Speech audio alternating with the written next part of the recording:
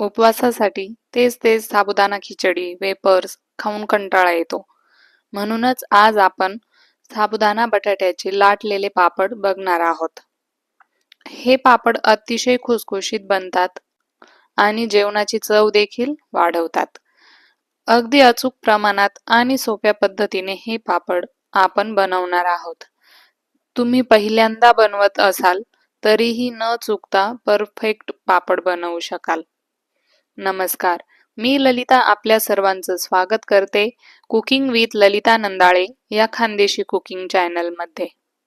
पापड बनवण्यासाठी सर्वात आधी बटाटे 2 वेळा पाण्याने स्वच्छ धुवून घ्यायचे आहेत.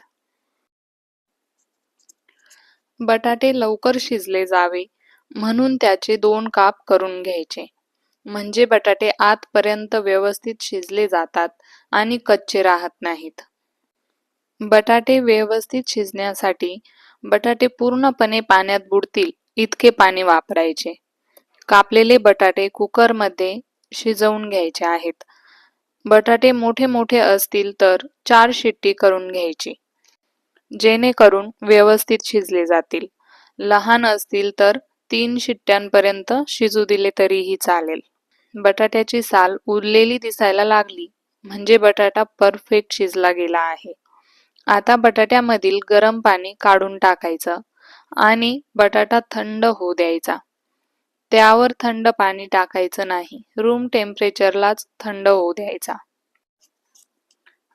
सर्व बटाट्यांची साल काढून घ्यायची. बटाटा हाताने किंवा मॅशरने बारीक न करता किसणीने किसून घ्यायचा. बटाट्याच्या फोडी वगैरे राहू द्यायच्या नाहीत, पूर्णपणे बारीक करून घ्यायचा. आता त्यात दळलेला साबुदाणा घालून घ्यायचा. साबुदाणा कढाईमध्ये थोडासा गरम करून नंतर मिक्सरमधून फिरवून घ्यायचा. किंवा शॉपमध्ये बारीक केलेला साबुदाणा मिळत असेल तर तो वापरायचा. 2 किलो बटाट्यासाठी अर्धा किलो बारीक केलेला साबुदाणा घ्यायचा. त्यानंतर आवडीनुसार लाल तिखट घालून घ्यायचं. मी 15 ग्रॅम लाल तिखट वापरलेला आहे. हे जास्त तिखट असल्यामुळे मी 15 ग्रॅम वापरलेला आहे. तुम्ही काश्मीरी लाल तिखट वापरत असणार तर 50 ग्रॅम वापरू शकतात. त्यानंतर चवीनुसार मीठ घालून घ्यायचं. मी 22 ग्रॅम मीठ वापरलेला आहे. साधारण पोहे खाण्याच्या चमच्याने मोजलं तर 2.5 ते 3 चमचे इतकं. आवडीप्रमाणे तीळ देखील घालू शकतात. सर्व साहित्य चांगलं एकजीव करून घ्यायचं आहे. गव्हाचं कणिक करतो त्या प्रकारे चांगलं मऊसूत मळून घ्यायचं. नागलीच्या पापडसाठी बनवतो त्या प्रकारे लाट्या करून घ्यायच्या.